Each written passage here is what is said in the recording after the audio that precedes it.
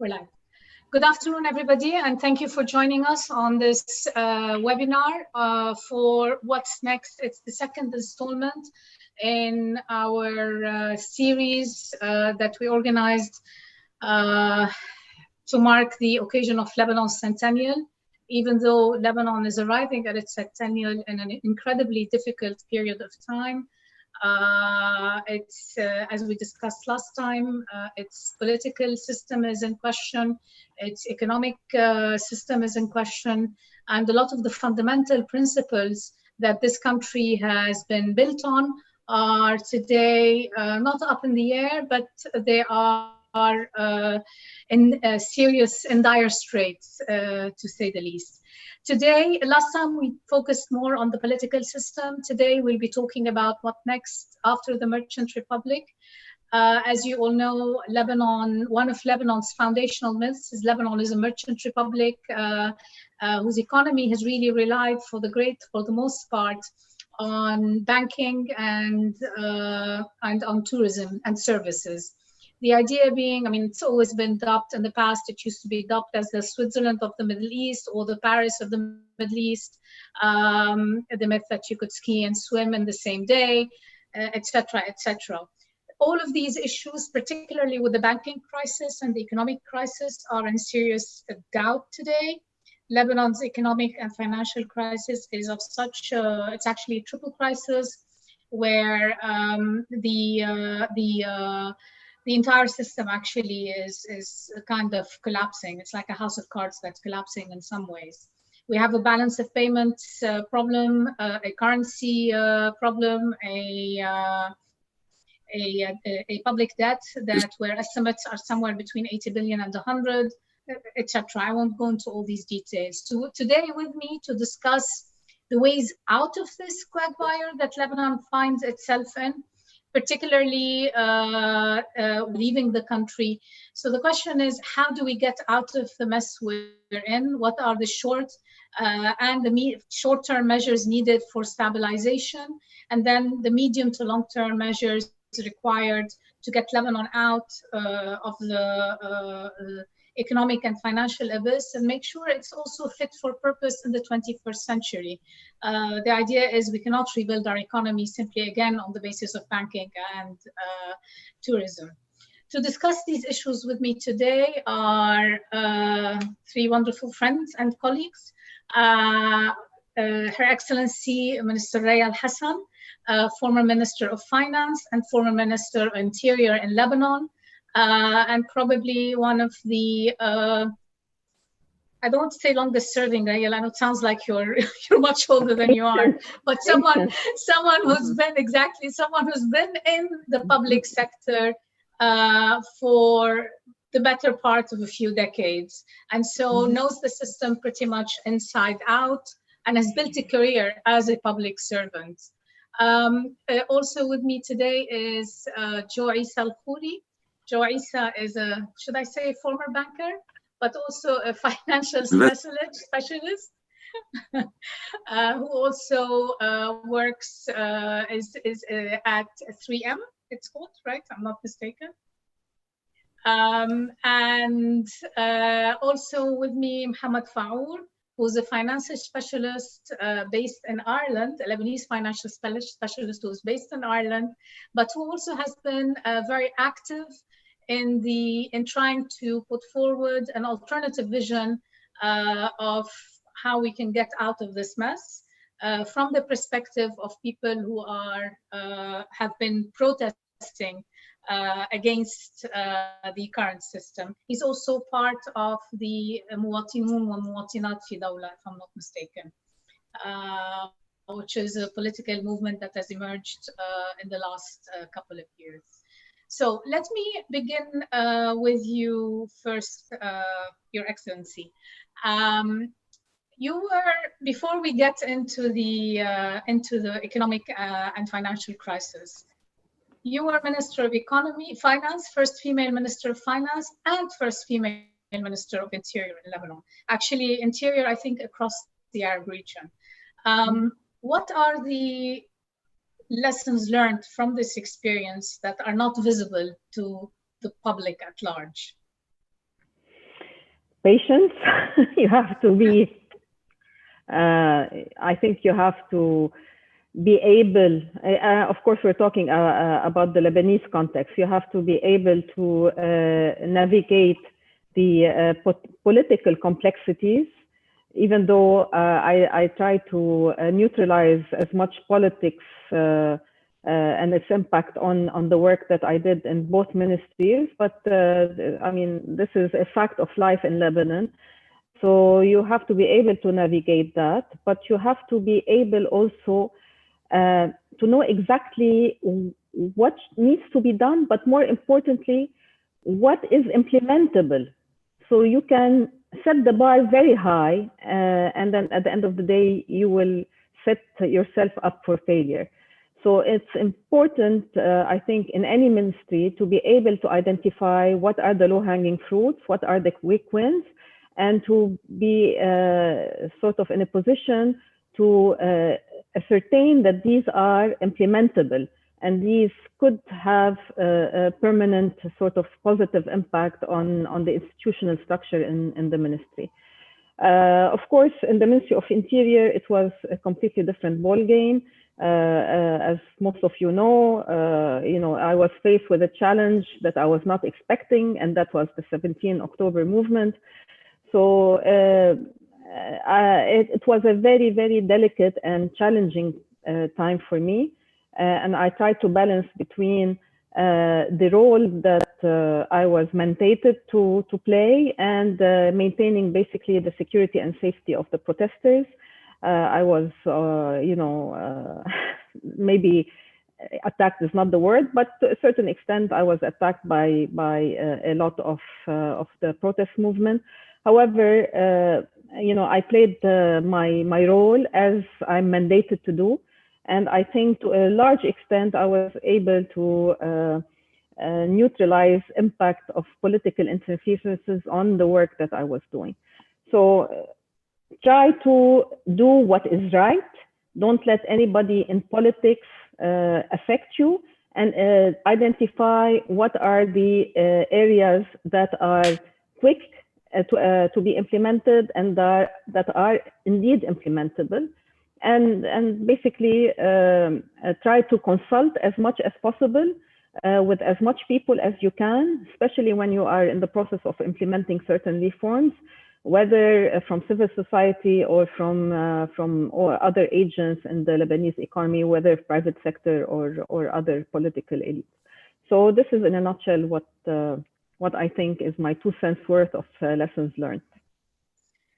This is actually an excellent segue to my question to Joe. Joe, you are also, in addition to an illustrious career, you're one of the Prime Minister Mikati's closest advisors, economic advisors. You also work with him. So is it possible today to separate economics from politics, and particularly in the context of an economic crisis like the one we're witnessing today?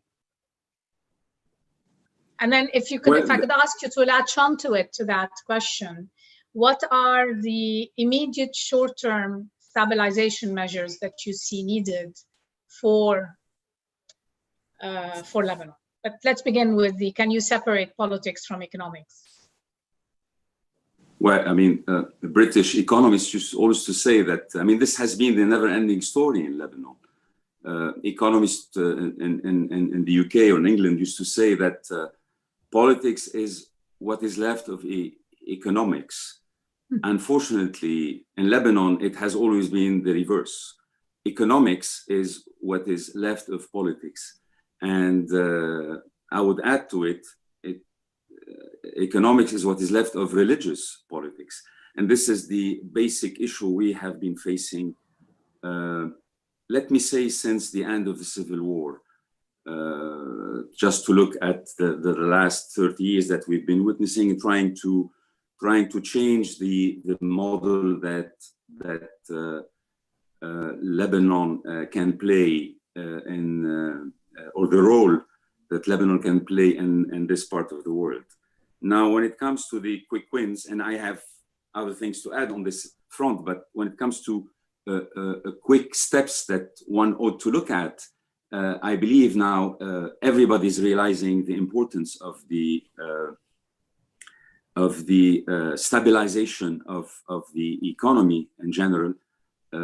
As you mentioned earlier, we've been facing a current account deficit, a fiscal deficit, and all this. I mean, this twin deficit is coupled with huge debt, which amounts to about officially 160 or 170% of GDP. I would say more if we add the gap that we have of the central bank, which ought to be looked at in a very, very serious way. So all this, for me, is a way to say clearly that all this would lead us to IMF. And in order to be able to move quickly, it's about time to acknowledge and remove this denial attitude that we've been living on. I'm trying to be very clear and bold here because we don't have more time to waste. We need to move with whatever we can achieve with the IMF, try to implement the plan, the reform plan, try to get the proper financing, because we have a tendency to forget that the key eventually is to how kickstart the economy the quickest possible. We can drag things, try to restructure things, his way, her way, the bank's way, the BDL's way, the Minister of Finance way. However, time is of the essence. And if we can get to move quickly and try to put in place something that would kickstart the economy within the coming 5 years, we ought to do it quick enough. Thank you, Joe. Hamad, let me move to you. Is it possible today to implement economic reform without political reform? And what is the role of civil society, new political movements in this process?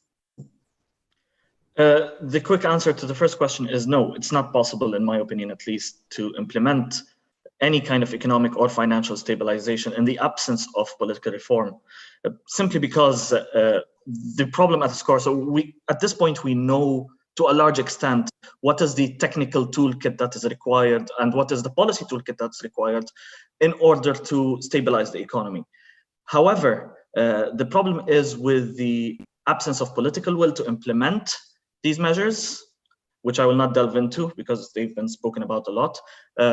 And not even the absence of political will, but even the absence of political capability to implement them. We're in a state of policy paralysis, policy and political paralysis, where the simplest of decisions, which something as basic as a capital controls law should have been implemented almost immediately, and yet several months down the line, it still has not been implemented. So this is a snapshot of the extent to which the decision-making process in the country is paralyzed. And given the very nature of the crisis, you need swift decisions in the absence of political bickering and vested interests. And the only way you could do this, really, from my perspective, is having a truly independent government with extraordinary legislative powers to neutralize the effect of any political bickering in the parliament that slows down the passing of any laws that we need to implement or decisions that we need to make, and neutralize the influence also of certain vested interests that are represented at the end of the day in the parliament. So the very software that you need to implement all of the reforms that have been spoken about, and I'm quite skeptical about the word reforms, given the gravity of what we're going through. We're not talking here about reforms, we're talking here about an overhaul of the full system. Given the gravity of this situation, we need speed, and speed cannot happen with the presence of a parliament that has so much influence in the work of the government. So you need this kind of interim government with extraordinary powers to kickstart the process, really, and implement things quickly. As Joe said, time is of the essence, and the way things go in Lebanon are contrary to that, unfortunately. When it comes to the role of civil society, the role really is, again, here I am conditioning on let's say, a proper, truly independent government that is in place. Under this condition, what would be the role of civil society?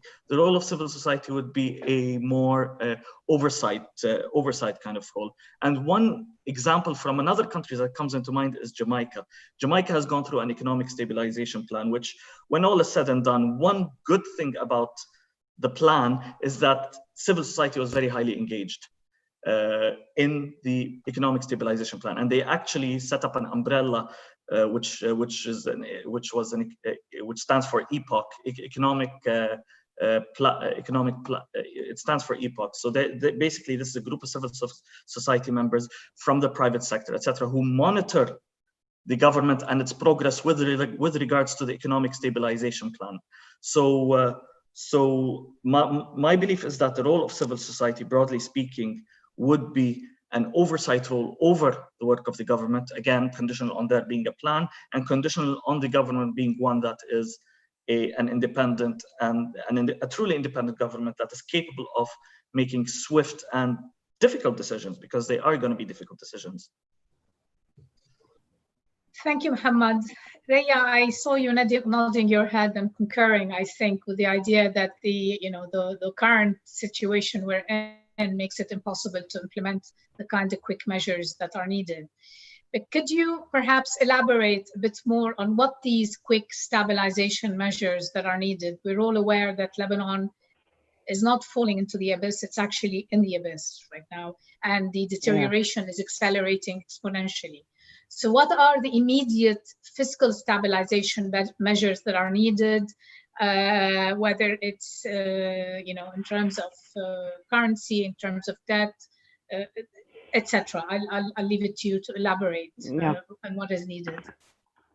So from my perspective, I think we need to launch two parallel tracks. The first track is the stabilization track, which we're talking about, basically to halt the erosion of confidence.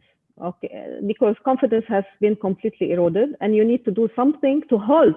I'm not saying addressing, reactivating confidence. I'm just saying halting the erosion of confidence. So that would require several steps. One, I mean, we're talking about passing of the capital control law, because that would stop the bleeding from the deposit base, because it will protect the banks from any further litigation in the international courts. That's one. Second, you need to mobilize external financing as soon as possible in order to at least have enough to inject some foreign exchange into the economy and halt the hyperinflation trend that is happening right now, plus to provide some very eminent humanitarian assistance and reconstruction assistance. Three, you need to review your subsidy policy. We cannot remain acting as if we have the FX reserves that will, suffice for the next 10 years. So we need to rationalize our subsidy policy and target it towards those that are most in need, the most vulnerable, and the abject poor in the economy. So this is something that should be done as soon as possible, especially since the governor has warned the politicians that we're running out of money.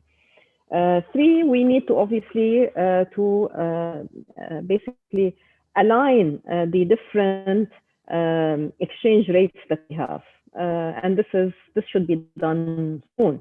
We cannot have 3, 4 exchange rates that are creating all sorts of distortions in the economy. We have to devise a credible exchange rate policy that takes into account also basically what kind of Lebanon we need in the future. We wanted to remain an import country. We want to build our exporting capacity. So there has to be discussion that will underpin any exchange rate and monetary policy that we have to put into place.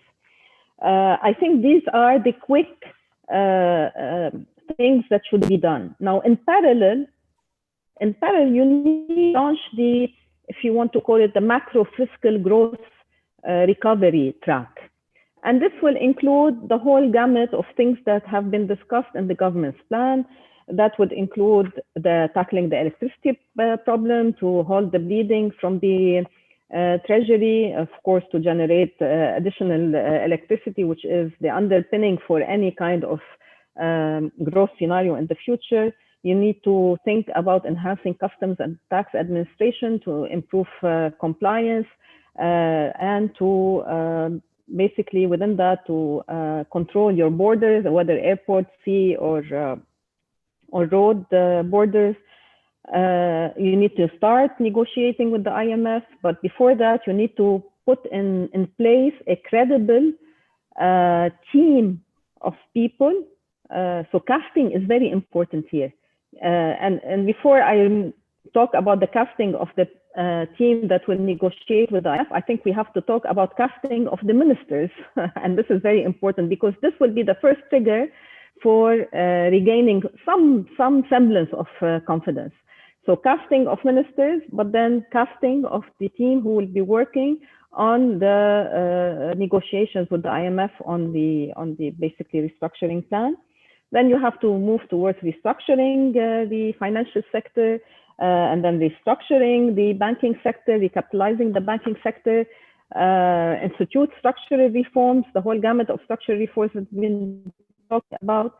And then after we do all that, and maybe the international community would be nice to us and give us the said money in order to basically enhance competitiveness of the Lebanese economy. So we have a long path ahead of us. And these, it's not like we can pick and choose. These have to be done in tandem, and they have to be done, you know, I think in their entirety. And this is a long-term path. Domestic ownership is important. Political ownership is important. As Mohamad said, if we don't have political ownership and commitment from all, and we're talking here parliament, assuming they don't give the government the extraordinary mandate, the parliament has to be in total alignment with the plan so that all of these laws will be passed as soon as possible. Thank you for a very comprehensive kind of overview of the difficult path ahead. I perhaps would add also to this, before I move to Joe with a question, the issue of social safety nets for those most vulnerable, particularly if we begin talking about removing subsidies in the short term. We really do need to scale up our safety nets in a way, particularly in a deteriorating economic context. And one can get into discussions about this. Joe, let me turn to you and pick up on something that Raya said, which is the kind of short-term stabilization measures, but also we're talking about the restructuring of banks. I mean, where do you start with something like this? What are the priorities in that sense? Where do you start? And there's going to be winners and losers for each of those. So how do you negotiate this path between winners and losers? So far, to my mind, part of the reason why any kind of policy has been stalled is because none of the political parties want to lose. The burden sharing between them is just not happening there. They'd rather have someone else carry the burden of the reforms. Seema, I'd like to draw some sort of synthesis or conclusion between what Raya said and Mohamad said regarding the roadmap, because Raya drew a roadmap which we all know what should be done. And one of the criticism that was voiced against the reform plan of the government, or Lazar plan, you label it whatever you want, is that, well, we all know that all these things should be done, and all these things were spelled out by the World Bank, by the IMF, by this advisor or that consultant, and so on and so forth. True. And going back to what Mohamad was saying, is that there is some sort of an overlap between the work of the legislator and the work of the executive board, which is the government in this country. No one is allowing the other to work properly. Between brackets, there are three pillars for the development of a prosperous economy. There should be normally some sort of an economic policy backed by a fiscal policy and fine-tuned by a proper monetary policy. over the last 30 years, I mean, after the civil war, the unfortunate civil war, unfortunately, we never had the kind of a proper economic vision about what are the a thorough analysis that would identify the competitive advantages of Lebanon, and based on which specific industries would be promoted and helped. For example, I'll take this as an example. The McKinsey study identified a region where the soil is appropriate to grow a specific plant that could be exported and sold to farmers that would generate a lot of hundreds of millions of dollars to the country. So the idea is to be specific about what type of agriculture product or what type of industrial product we offer, or these products would offer as competitive advantage and need to be promoted. Once this has been identified, let's say pharma biosimilar product, the Minister of Finance or the Ministry of Finance should put in place a proper plan that would encourage the private sector to invest in, let's say, biosimilars in the pharma industry. So it's up to the Ministry of Finance to come and provide subsidized interest on long-term loans, tax holidays, tax rebate for export, social security rebate when hiring university grads. So and this was not being implemented. Now, the role of a central bank normally is to make sure through a proper monetary policy that during the development of these strategies, uncontrollable inflation or recession, if it's going to take place, they should play a role by injecting or reducing liquidity or influencing interest rate or short-term interest rate. In Lebanon, unfortunately, since no economic policy has ever been put in place, there was no proper fiscal policy to back this economic policy that was being put in place. And since Mother Nature detests void, the central bank came and said, well, there's a lot of cash in the banking system. Let's start subsidizing the industry, the tourism, the housing, and all of this. It's not the role of a central bank in anywhere in the world to come and provide, let's say, guarantees for venture capital investment. And yet it was happening in Lebanon. I'm saying all this to say that, to go back to Mohamad's point, which is, yes, when the parliament is trying to interfere in the work of the executive, which is the government, many hurdles will be put in place and nothing would be achieved. So what we should be doing now quickly is to define and respect the role of each entity. The legislator has to play its role. The executive board has to play its role. And since time of the essence, yes, I fully agree on the fact that we need independent experts, not university graduates, because what the previous government was labeled as being a government of technocrats. I mean, by default, a minister has to have a degree, a university degree. We wouldn't have technocrats, unfortunately. We need experts, those people that would come with a vision and know what to do in the telecom sector, know what to do in the electricity, in the industry, and so on and so forth. So this is what we need to implement as soon as possible. Thank you, Joe. I mean, obviously, there seems to be an emerging consensus on the profile of government that we need. Unfortunately, given developments over the last couple of days, and I'll come back to you, maybe, Joe, at the end of this session to ask, should we kiss the possibility of an independent government, the one that is, and kiss the French initiative goodbye? And what does that mean for Lebanon? But we'll come back to this towards the end of the discussion. And I also come back to the question of how do you trigger a burden sharing? I mean, we're talking about the restructuring of banks. But let me turn to you, Mohamad, and ask you in terms of where do you see the priorities today, I mean, both Raya and Joe has spoken about the short-term stabilization measures. Do you agree with those?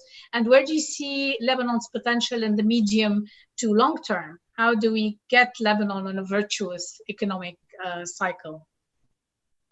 I agree with much of it with some caveats. So I'll just mention them a little bit here. So to begin with, bank restructuring. This is inevitable. We need to do that. No capital will flow into a banking sector that is insolvent or impaired. This is not going to happen. Neither sophisticated investors who can see through these balance sheets will, nor currently traumatized depositors, because we are overlooking the psychological effect of all what happened on depositors right now who have their money stuck in Lebanese banks. So we do not only need to do a financial restructuring of the banks, and this is what much of the focus has been going on. This is a necessary but insufficient condition. What we need is a paradigm shift in the way banks function in Lebanon, from what currently is a lazy model that is literally acting as a mere intermediary between depositors on one hand and the sovereign, i.e. the government, and the central bank on the other, where basically they're just taking money from the depositors, lending it to those two parties. We need a more proactive role from the banking sector. We need a smarter, leaner, more proactive banking sector that is not heavily exposed as it is right now to sovereign assets, which is the case, which is what's happening right now. So what we really need, in addition to a financial restructuring, is, and this is of the Basel III regulatory toolkit, where when banks go through a systematic financial crisis, they are asked to, they can be asked to provide, one, a recapitalization plan over 5 years, and two, a business plan over the next 5 years. And the business plan is particularly important here. In the Lebanese context, the business plan would be to how to diversify away from sovereign assets. And as a result, you have more of an alignment between the banking sector on one hand and the Lebanese private sector, and as a consequence, the real economy on the other hand. So this is my caveat when it comes to the banking sector. Another thing is we need to take a stock of where we stand financially. If I think of the Lebanese state as a balance sheet, we only know what's on the liability side. We don't really know what is on the asset side of the Lebanese state. We just know how much they owe without knowing how much we own. And that's an endemic issue globally, by the way. Most countries in the world do not really know how much they really own, let alone manage them properly. And this is really, really important here. And I'm emphasizing on the management of these assets. Research suggests that knowing how much we own and managing state assets effectively brings gains into state coffers worth of around 3% of GDP. If you compare that to our fiscal deficit, which is circa 12%, that's 25% of our deficit. That's substantial. So really taking a stock of what we have on the asset side and look at optimal ways to manage them properly for the public benefit and obviously for the state coffers. Another thing is, which we have overlooked on, is large-scale bankruptcies. Large-scale corporate bankruptcies are unfortunately inevitable. And there will be a need to get some involvement, conditional on the availability of these resources, of resources that allow the state to support ailing firms. And obviously there will be difficult trade-offs here and prioritization, which companies or which industries will be given priority to be saved or supported, and which would not, just due to resource constraints. With regards to the future economy, we really need to think of a more dynamic economic model. Right now, it's very easy for me to say, we want to prioritize sector X, sector Y. Fine, but what is a promising sector today need not be a promising sector tomorrow. So what we really need, so when I look at the future economy, I think of two players here, two key players. One is the diaspora, who bring the wealth, the expertise, and they provide an external market to Lebanon in as far as potential exports are concerned. And the other key player is residents, who provide the human capital. And we have a very rich human capital that unfortunately was never tapped into in the way it's supposed to be. The only way we tapped into human capital is by exporting it to exporting it abroad. That's not really how you can build a sustainable economy. And when I think about those two key players, i.e. diaspora and residents on one hand, I need to look at them in a unified way rather than looking at them in isolation. And because at the end of the day, it takes two to tango. I want to benefit from the expertise and the wealth of the diaspora, while on the other hand, also benefiting from the human capital that Lebanese residents are there, provide. And this is only possible once you provide the appropriate institutional environment, the appropriate governance environment, the appropriate investment environment that attracts capital from the diaspora. Also, we know that right now that much of the diaspora's money is stuck in Lebanese banks. There will be a question of, okay, in addition to the fair allocation of losses, but how will they get compensated? And it's really important when we think about the compensation or partial compensation, in my opinion, is that this compensation should be aligned. We need to have an alignment of incentives basically between the diaspora on one hand and economic recovery on one hand, and link recovery value of diaspora with key economic metrics. And that's not an academic exercise. That's something that you could technically apply through replacing deposits or part of the deposits with contingent liabilities. Okay, Hamad, I think. Yeah. Let me just move on to the because we don't have a lot of, we barely have 15 minutes left. So just to move on to kind of a last round of questions. Raya, I want to come back to you and ask, because a bit more so for us to go a little less specialized but a bit more broad.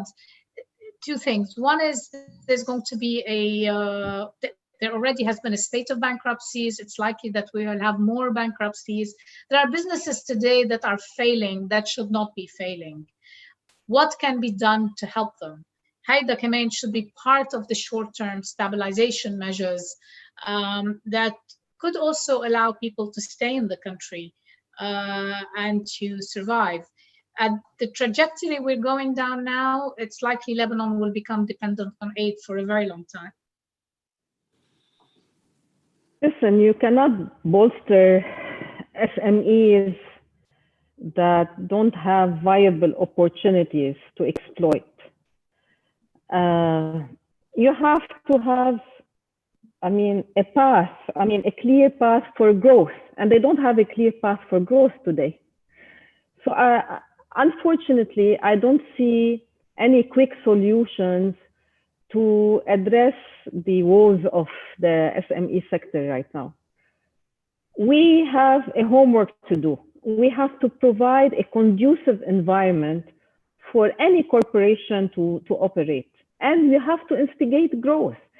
You don't have growth. Mohamad was talking about, banks being opportunistic and not really playing their intermediary role between the economy and the deposit, but they didn't have opportunities. I'm not trying to defend, Mohamad, the banking sector, but it's not like you had a demand for loans.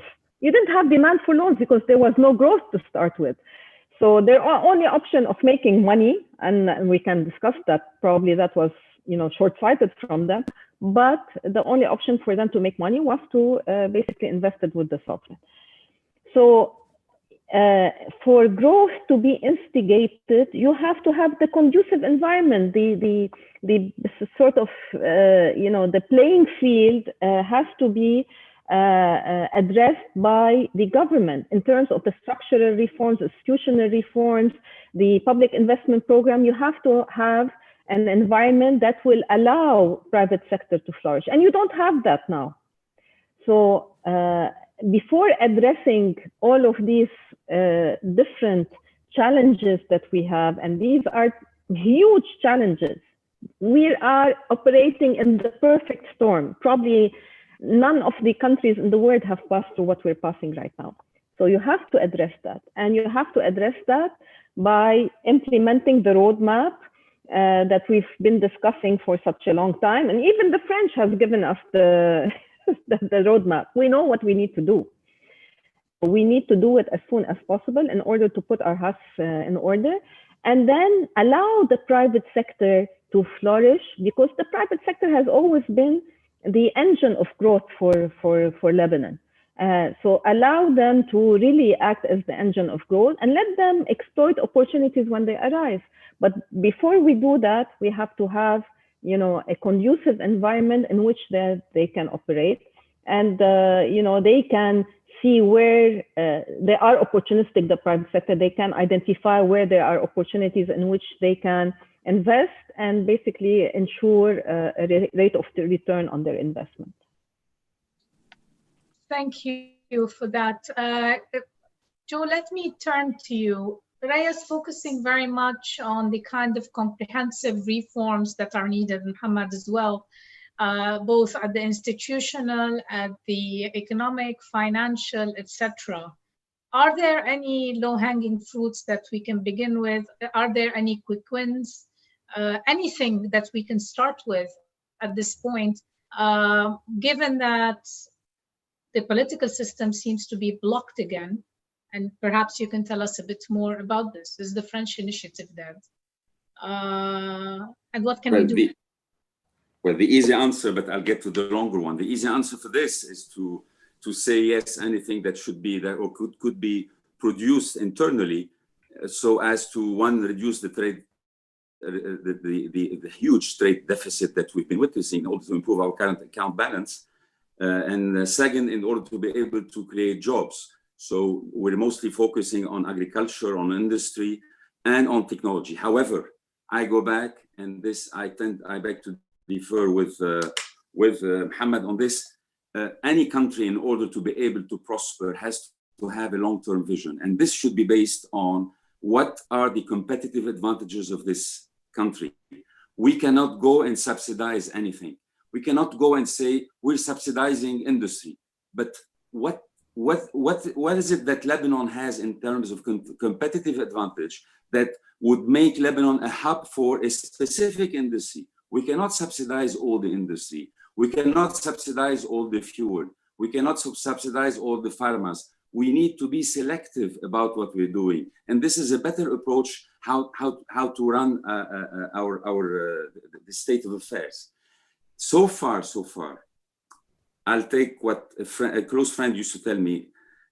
He used to tell me that the best product on which we stamp made in Lebanon and we export abroad is our children, unfortunately. And we send them abroad to go and send us back the dollars. So this operating model ought to change. We need to change it. Because for every dollar which we receive... But how do we change it, Joe? How do we change it? We've been talking a lot about what we need to do. We know what the reforms are. How do we actually get this ball rolling? I'm telling you. In the context of political deadlock. I'm telling you, the basic idea is to identify what are our competitive advantages. And I'll take two examples. Fashion. The whole world knows about the fashion business in Lebanon. Has any government thought about the idea of providing subsidies, creating a hub for fashion in Lebanon to promote fashion out of Lebanon? It was never done. Media, design, advertising. Everybody says the advertising business and the Arab world is controlled by Lebanese. Well, do you know why these Lebanese went abroad? Because whenever they used to produce an ad, they had to send someone with a DVD or CD or USB, because the connection of the telecom here was so lousy that they couldn't send it on the internet. So if we identify these two things, just these two things, plus technology, plus, there are so many that we can identify, and for which we Lebanese have a big competitive advantage, and just focus on these to provide subsidies, to encourage, then this will, one, create jobs and give incentive to investors and the private sector to invest. I'll go back to a point that was raised by Raya, and I'm in agreement with her. Yes, historically, the glory days of Lebanon were developed and were implemented thanks to the private sector. But unfortunately, what has been happening over the last decade is the excess of crony capitalism, having the public sector getting into the private sector turf. So the private sector was shied away, and no more investments, no more creation of jobs, and young people started leaving the country. Again, we have some competitive advantages we need to focus on, and based on this, private sector would be allowed in. So Joe, before I move to Mohamad, is the French initiative gone, or is there still possibility there?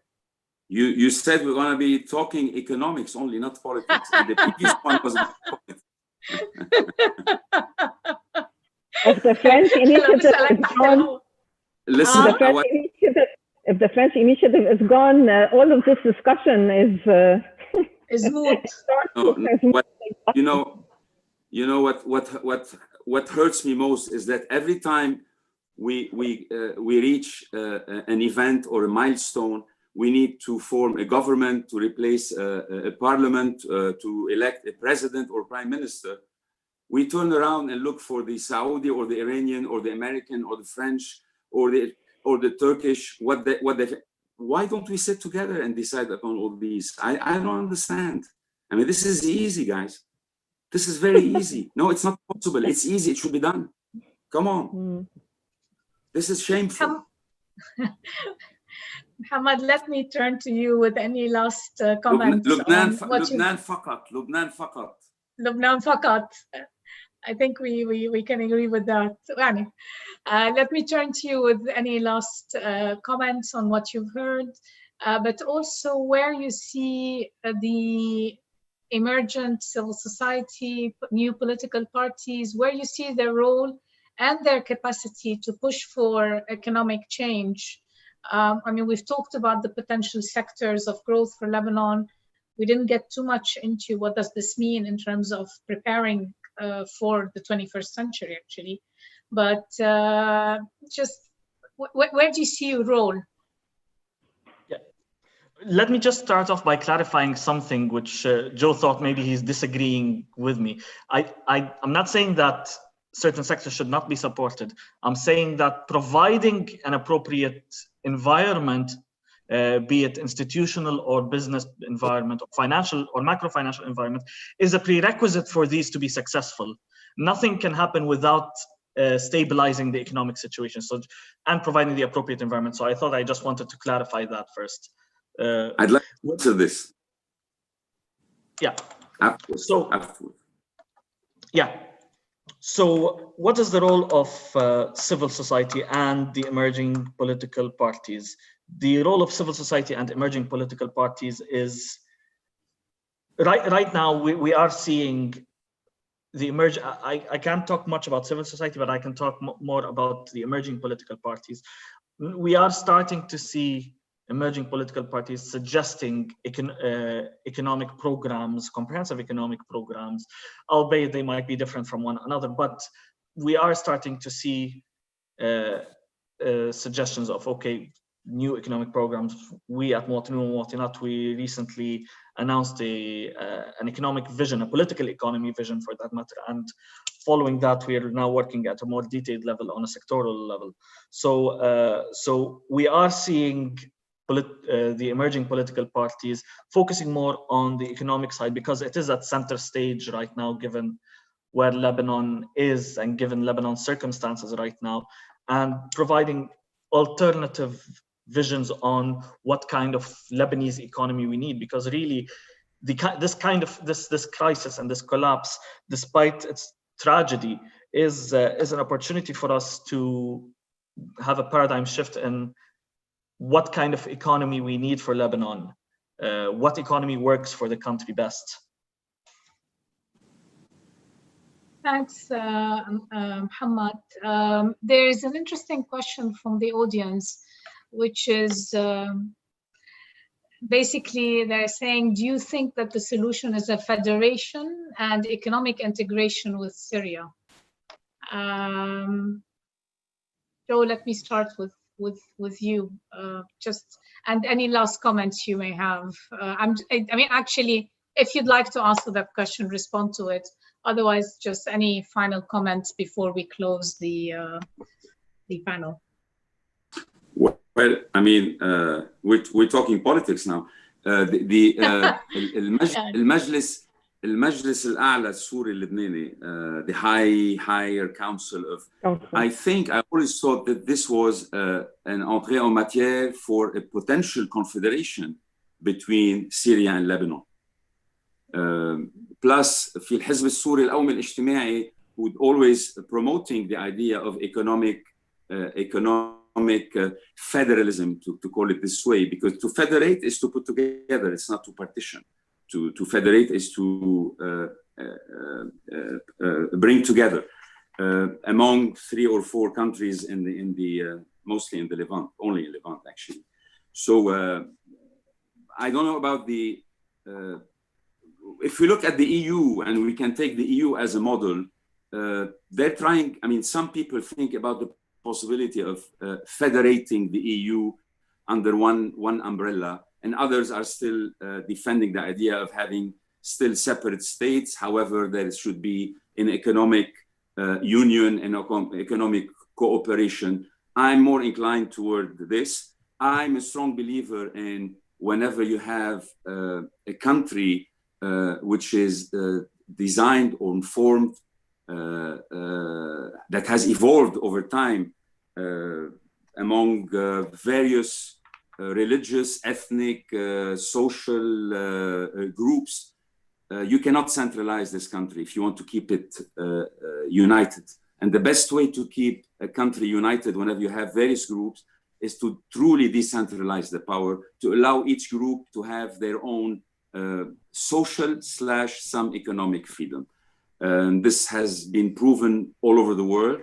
And I think that, yes, federation, and federation is a good way, or decentralization at least, because the link between the voter and the local power is so close that accountability becomes easy. One thing to mention here, and this is something which is key for us in Lebanon. You see, democracy evolved, and democracy allowed the citizens to overthrow regimes without killings, without blood. So by the mere fact that you go and vote for Raya, it means you are shooting on Joe. So the vote, when you cast your vote, it's like you're shooting a bullet against the guy or the person you're not voting for. So citizens were given 2 ways for accountability. One is the voting power, and second is the possibility to go to a judge and hold accountable any person, no matter he or she is, how important he or she is. Unfortunately, in Lebanon, both privileges have been stolen from the Lebanese citizens. So we need certainly to work on this in order, and I believe مواطنون ومواطنات are, because I know the thinking of Sharb al-Nahas, and I think that the proper electoral law should be put in place to provide the citizens with a proper way of holding accountable the MPs. And definitely we need to, I mean, I'm still waiting for what I call the revolt des juges, the revolt of judges. It's not the MPs or any law that would clean up the judiciary system. I think judges themselves should be capable of saying no, and they should be a revolt from within the judiciary system. Thank you, Joe. Thank you. We have maybe 1 minute left, so I'd like to ask Mohamad and Raya if they would have like any final comments, so that we ended up on a political note. Joe, what can I say? Raya, would you like to? I mean, we've discussed now what should be done in terms of stabilization, in terms of recovery. But I think before we even start implementing that, in order to have domestic ownership and commitment by the different political parties on the government reform plan, we need to really have a deep discussion on what kind of Lebanon we want. And we've witnessed all sorts of, round table, طاولة الحوار, the dialogue tables that the politicians have had for so many times, but they've never really discussed from an economic perspective, what role you want Lebanon to play in the region and within. And based on that, once you agree on what kind of Lebanon you want, then you can start devising all your economic, monetary, and fiscal policies. And we have never had this kind of discussion before. That's an excellent, I think, point to make, and maybe a note to end on. But before that, I'd like to ask Mohamad whether he has any last minute comments he'd like to make before we close. Yes, actually, just to reply to a question that was posted, why should people accept sharing burdens or losses? What should they be given in return? Mohamad, just remember, we have to close in like 30 seconds. Yes, people will accept sharing a burden when they see the burden sharing process a part of a bigger process towards having a state, a proper state, and a proper economy that works for the people. So that's all I have to say. Thank you. I really want to thank you, Mohamad, Joe, Raya, for a very, very interesting discussion. I very much like the note we ended on, both in terms of the burden sharing. Mohamad, you're absolutely right. But I think also more in terms of what is the Lebanon that we want. I think this is the discussion we should be having. What is the Lebanon that we want for the next, hopefully 100 years at least. On this note, I will wish you all a pleasant evening. Thank you for great participation, and hope to see you all next Tuesday, same time, to discuss freedoms versus security. And again, in the coming future of Lebanon. Thank you. I'll call you to discuss the French initiative. I'll call you. Okay. All right. Bye-bye. Bye-bye. Thank you. Bye. Thank you, Raya. Thank you, Mohamad.